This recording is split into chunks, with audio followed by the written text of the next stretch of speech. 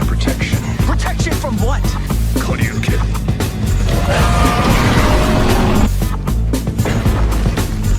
We're gonna be in the new world in no time. This is exhilarating. Get excited.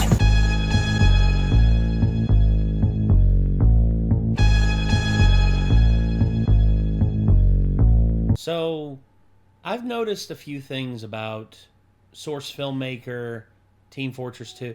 Some people have asked us to react to Emesis Blue, which is a horror film made entirely in Source Filmmaker with Team Fortress 2 models, you know, some modified, some, you know, like altered, but overall it's basically just mostly the assets from Team Fortress 2 used in Source Filmmaker, and it's filmmakers basically changing up the scenery and acting out scenes and having like really good voice acting and all that. Some people have asked us to react to it. Well, I've looked and it's about an hour and 40 minutes long. So maybe I'll do that one on my own. We'll see. But there's another one that came out, and it's one that a good friend of ours, Anarchy, actually sent one of these, or I think a few of these episodes in the streams, and he actually just asked us to check out some of Postra's videos, breaking them down. And I was like, okay, that'll be... Wait a minute. Nick's never seen Serverblight. So, Serverblight is this series made by, and I quote, two idiot Germans. Deutschland Dunkamps? I don't know. But... I only know one. Well, yeah, you game with him, don't you? Yeah. If he's watching this video at some point, he's going to be like, hey, fuck you. Yeah. And then, of course, you know, there's the Romanian, there's, like, all the people from all over Europe that just make your life a living hell playing games with them and everything. A couple Australians, too. Romania, Lithuania, Germany, Canada. Of course. One of our neighbors to the north. Those are the four main countries that we have. A lot of people in the close friend group on our Discord that game together a lot from. We've actually had several people from different countries on the streams. Scotty and Psychoid are both from Australia. They're both from the land down under, so it's cool that they check out our streams and all that. Then there's Petrolhead and JMT joining me today podcast. They're both from the UK. We've got SJ Ranks and Anvil Pictures. They're both from Canada. We've got oh yeah, and then there's Giotto Cook from France. Apparently there's someone. Oh, shit. Someone apparently from France likes us. I don't know. Nice. But we've also had some Russians tune in there. Then we've also had some people from I think one dude from Japan dropped in for just a little bit. That was kind of cool. He said his English wasn't so good. Oh, and then we also have Hernan from Argentina. Funny thing about Argentina, it's actually an hour ahead of us. It's further east than the east coast of the United States. Yeah. I did not know that. I thought that was pretty cool. But yeah, we've got a pretty cool worldwide audience. And I'm very happy that we have like all these people on our Discord server and on our YouTube channel. I think it's really cool. I think it's awesome. Time zones are funny, by the way, because the idiot German showed up a day early to play Pathfinder. So we said we were playing on Wednesday, and he's like, "It's Wednesday." And I'm like, "Not for us. It's still Tuesday." I wish there was a universal time signature that everybody could use. You know, like go by Meridian time or something like that, like to set shit up. It's like, what's Meridian time? And it's like, oh, the Meridian time is... He showed up early for Vampire the Masquerade, which we didn't end up playing. Okay. Then the next day, he didn't show up on time. It's like, damn it. It's like, he was here a day early. But now that we're playing earlier in the evening, he's been showing up for Pathfinder at least. So. Well, that's good. Good at least. Having a worldwide audience is weird because, you know, language barriers, cultural barriers, you know, misunderstandings, things get lost in translation. That's how shit goes. I think it's neat though. Oh yeah. It would have been, you could have like one pen pal basically from a random country in the days before the internet, but nowadays you can have like friends from everywhere. Oh which yeah. is pretty neat. That's the crazy stuff, man. I also like hearing them talk like their native languages in the background of their parents and stuff when they're on Discord. It's just interesting to listen to. It's like, wonder what they're talking about. They sound kind of mad. And then they come back and I was like, was your mom mad at you? No, we were just discussing like what kind of cookies to buy or something like that. I can understand the German one because German is just super aggressive. It's more the Romanian, really. Like, Romanian? Yeah, like there's been several times that it sounded to me like Swag was arguing with his mom and he's like, no, we were just discussing something. We weren't mad. Oh, well, that's like, good. Okay. Okay. Apparently Romanian sounds kind of intense. That's about normal, I guess. So, we're going to go ahead and hop into this. This is this is Nick's first soiree into Serverblight. It's been a little bit since I've watched this, but I'm very interested to see what this holds. So, yeah, are you ready, Nick? So, we're going to watch the first 3 episodes here. Empty Server, Migration, and then I think the last one's just called Serverblight. So, here we go.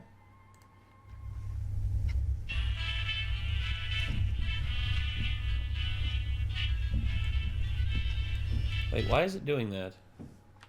That's weird. It's doing like a super zoomed in thing here. Shouldn't be doing that. See? Look at that. It's like not showing... Okay, never mind. I'm not sure why it's doing that. What was that? I don't know. Like, what part is it moving? Oh, there's like... I don't get it. A black bar on there. Yeah, it's weird. What's up, gays? KY. Wow. Wow. This one's starting with the full demonetization, isn't it? Yeah, I know, right?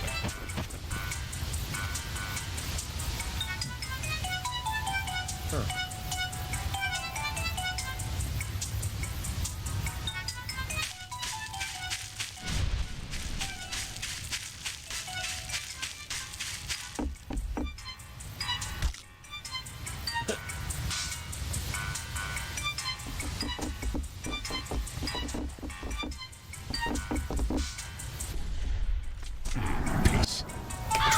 Ow. I hate that our sound system goes that crap. Occasionally, yeah.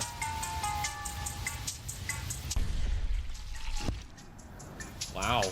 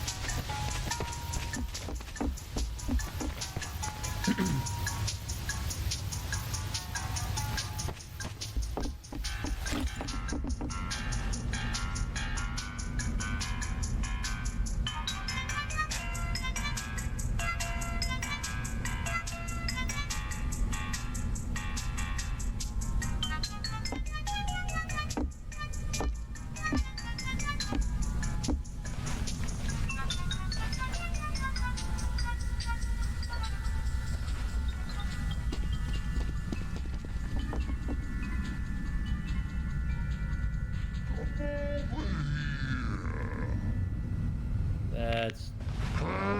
Why does he have 6 fingers? Has he always had 6 fingers? No.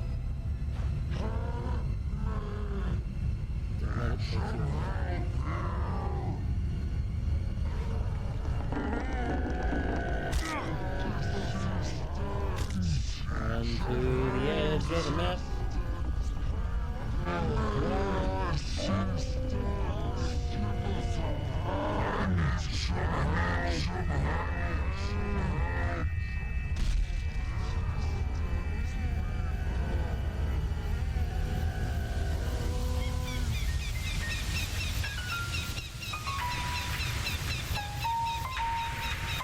Is that why the spy jumped off the cliff at the beginning? Yeah, and why that scout basically just was like, you know, willing to let him get offed, and then Ghillie Suit, the one who literally told him to end himself, basically took the knife and just took care of business himself.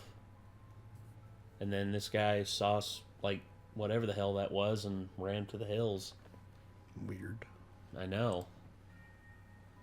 Well, I guess we're moving on to the next one. So, here we go. This is Migration.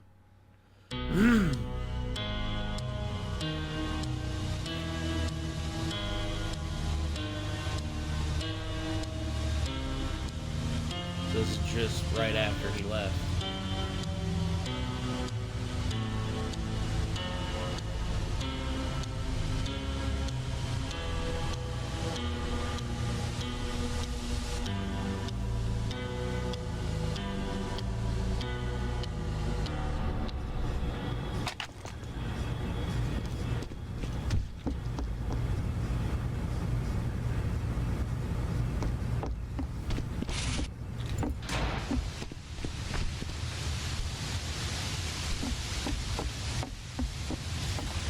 Sentry going up.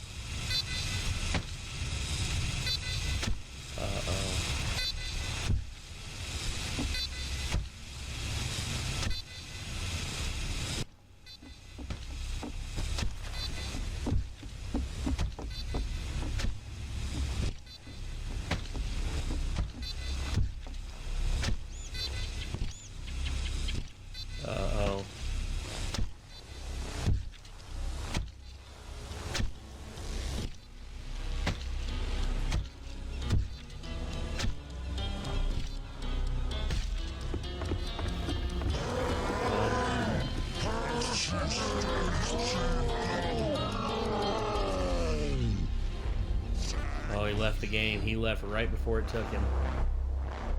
Uh-oh. So did everyone else that's been absorbed into the blob. Yeah, whatever's been assimilated. Okay.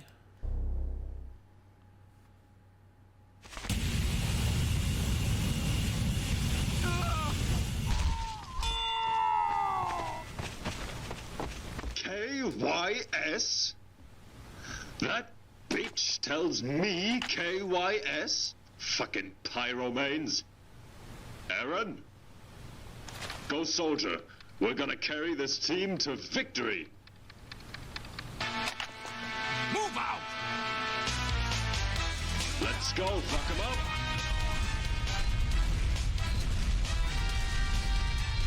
Oh, so that's where Mercy and Farah combo pharmacy came from. Yep, quite literally. Except for they can fly. Yeah, the highest damage and, like, the healer. Yeah, basically.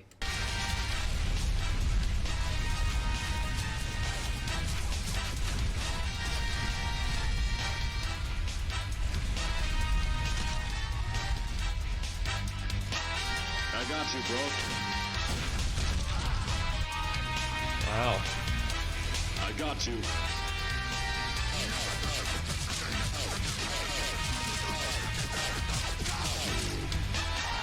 Let's go, fuck 'em up.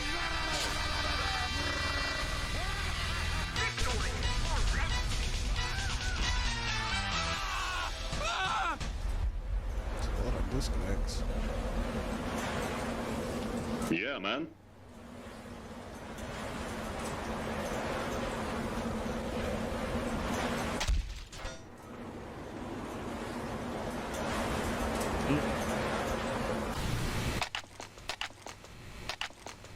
One guy?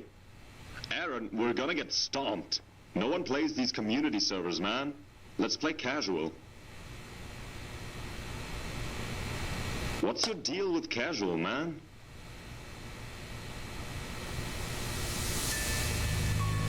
Oh. Look who's here. Aaron? You good? We need to leave. Yeah. What? Didn't you say... Someone who just joined? What do you mean? Okay. What the fuck? Why can't I leave? I can't. What the fuck? Who is this guy? Stop, dude. If this guy's cheating, who cares? We can just Alt F4 anyway. I don't think that'll work. We just carried the whole game. Some script kiddie's got nothing on us. Let's fuck this guy up. Yes! Yo, Heavy, you with us?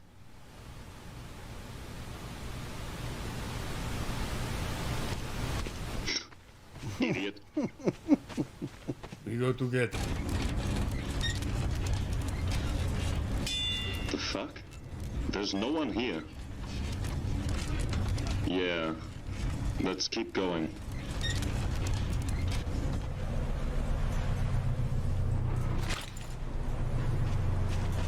Don't. Yeah, we should. I'm getting that Uber.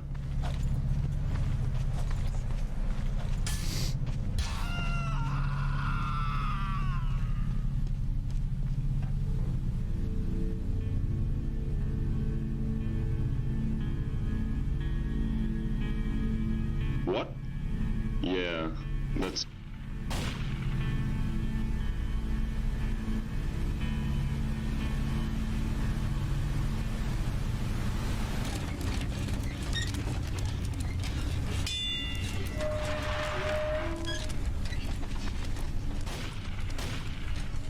What the fuck? Okay.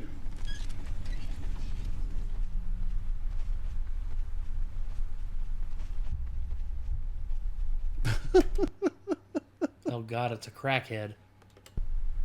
I needed the freaking sound from Breath of the Wild with the Oh, the Sentinels, Sentinels, or whatever they're called, Guardians. Yeah. Like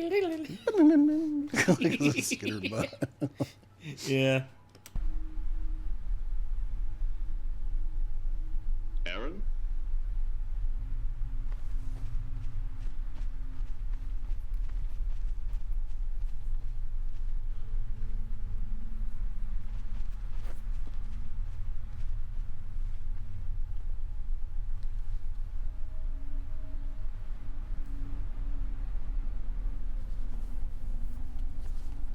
Yo, Heavy. We go together. Uh-oh.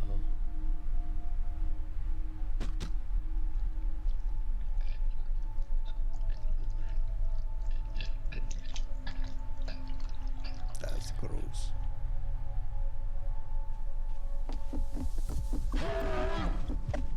Run.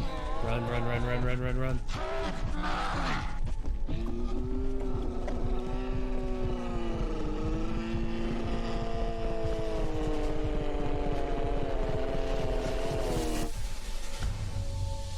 Oh. That's one way to solve that problem.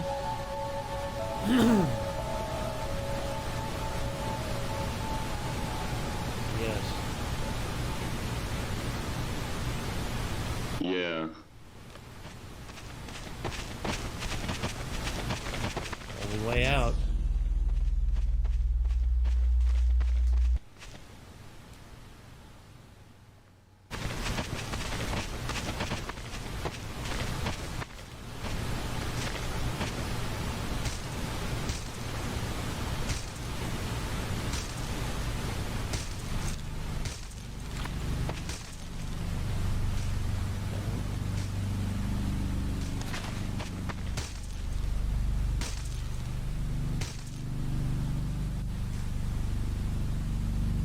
Let's keep going.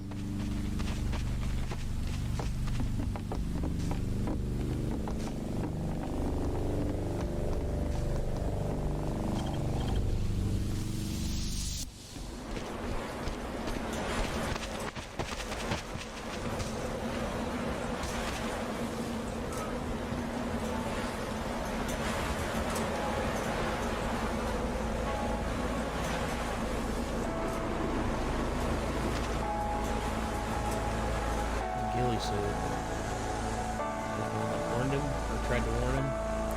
Stretchy leg.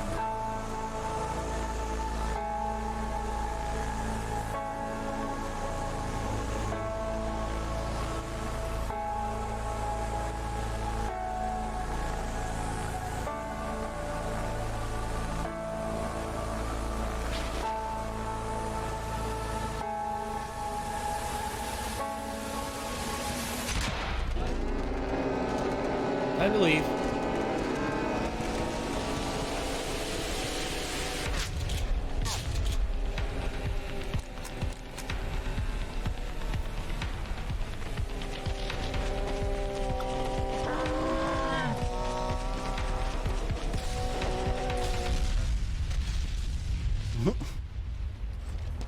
Well, that's one way to deal with it. And then it gets reassimilated. Oh, man.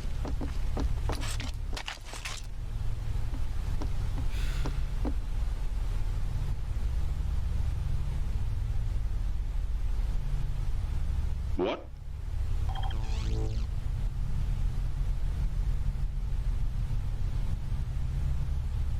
What?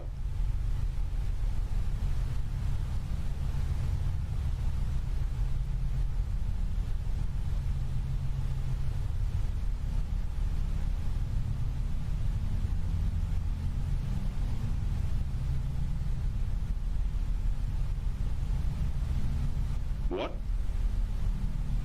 Oh boy. We got him too.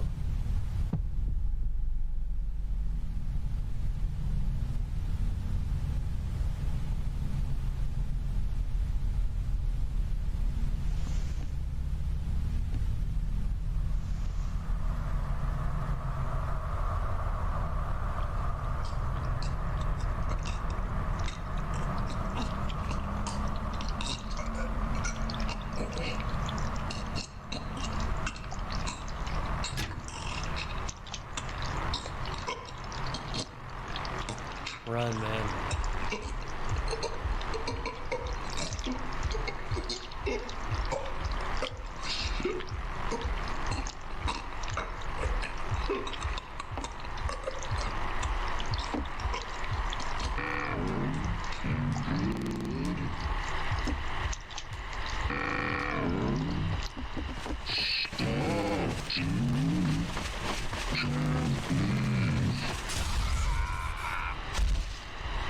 Oh.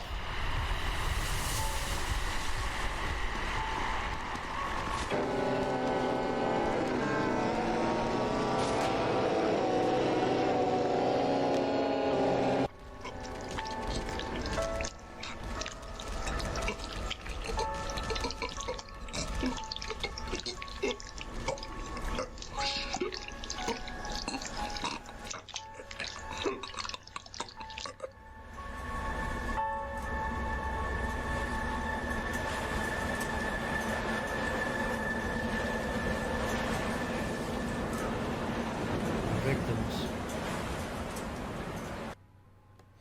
Damn. It's interesting, but I can't really get a scary vibe from TF2 characters and the concept in general of a video game turning into like an actual horror thing. It's sort of like, I don't know. There's like a couple certain things that they've done like horror movies on that when I initially like heard the concept, I was like, there's no freaking way they can make that scary. Mm-hmm. And come to find out, yeah, like they couldn't. Like one of the ones I was actually surprised at, like, was the one that you showed me, the freaking like social media one, whatever that was named. Unfriended? Yeah. Yeah, the I was Unfriended like, movies. Yeah, that was a lot better than I expected because I was just like, how are you going to make social media scary? You know, it actually worked out better than I thought. But, like, how are you going to make TF2 scary? Like, it's a good effort for sure. Like, but it still didn't come off scary to me, you know? It's neat. Oh, yeah. For sure.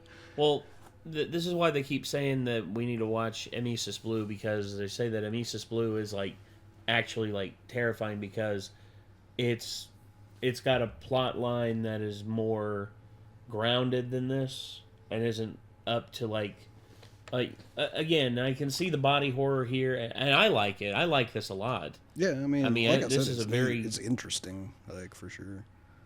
Well, just something that follows you, and if it catches you while you're in the lobby, then you're basically screwed.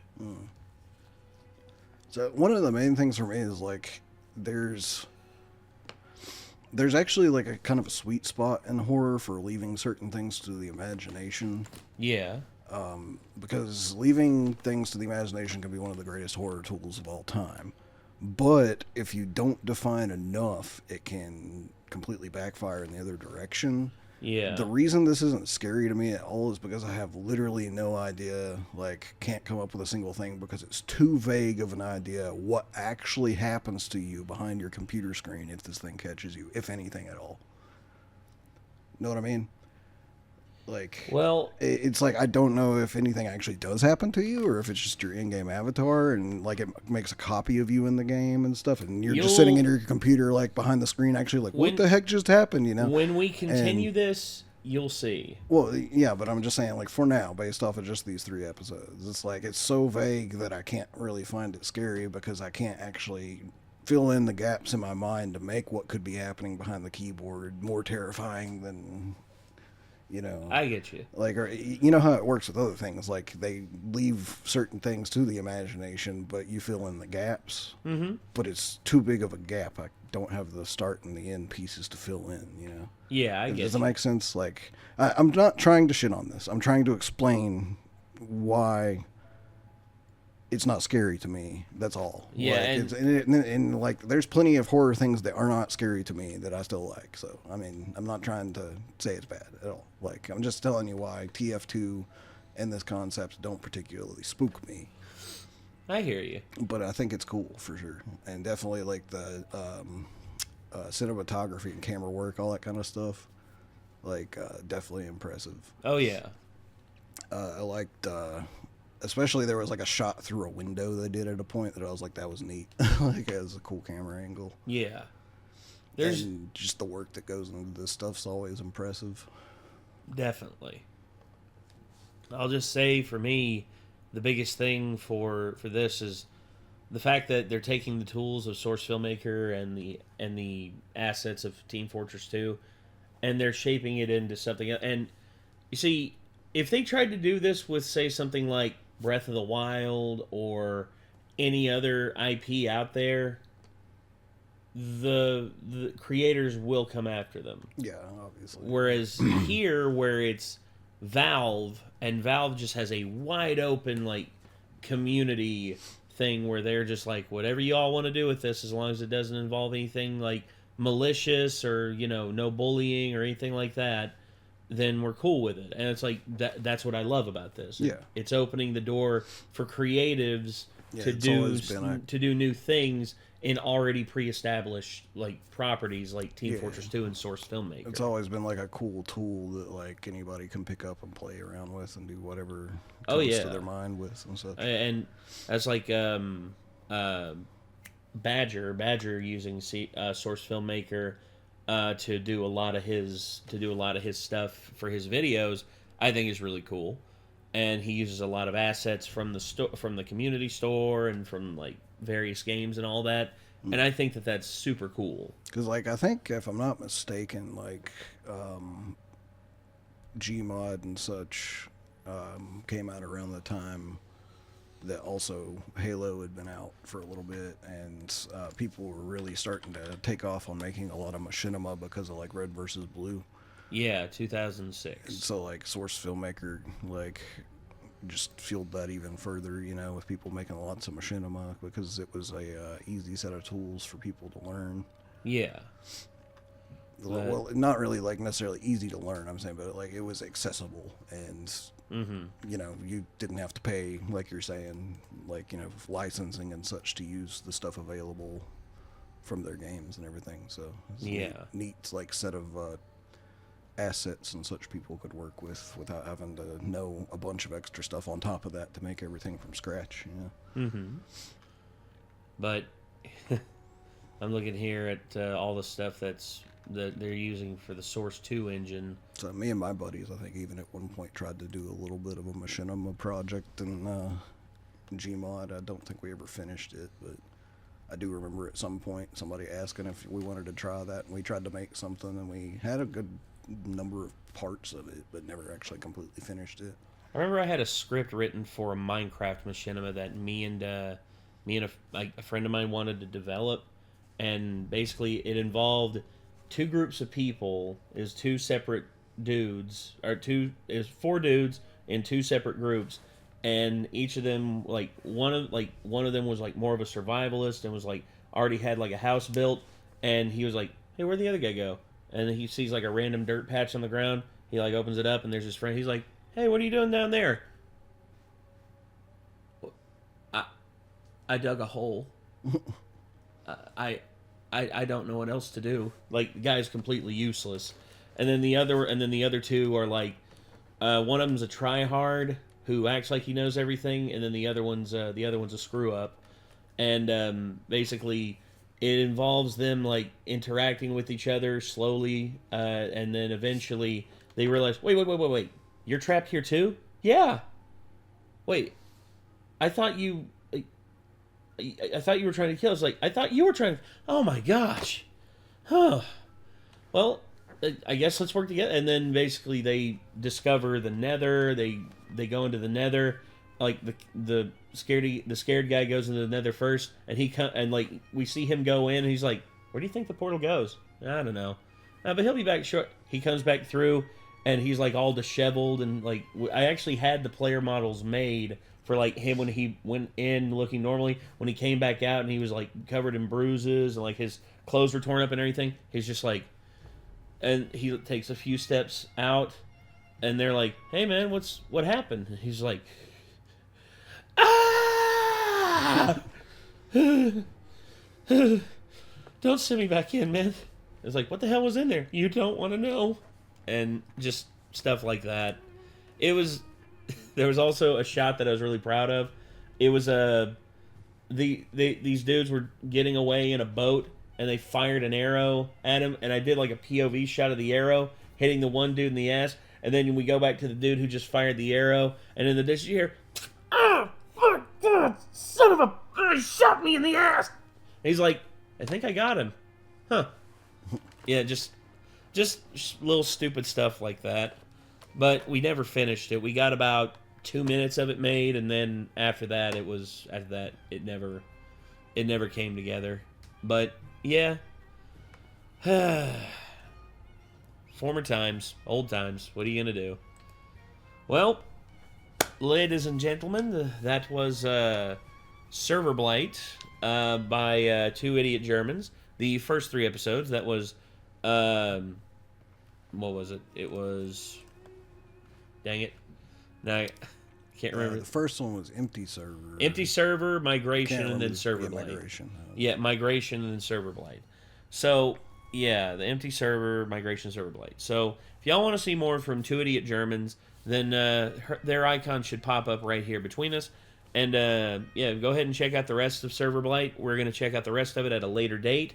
And then we'll eventually get to those posture videos, Anarchy, that you asked us to watch. And, yeah, we hope that you all enjoyed this. And I guess, till next time, everybody, signing off. I am Nate. I am Nick. Y'all be good people. Take care. Peace.